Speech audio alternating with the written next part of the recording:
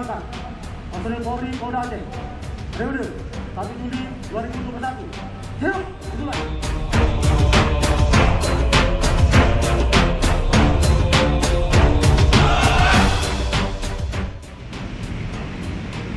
Hari ini mendapatkan kebahagiaan, yaitu naik pangkat setingkat lebih tinggi sesuai dengan pangkatannya.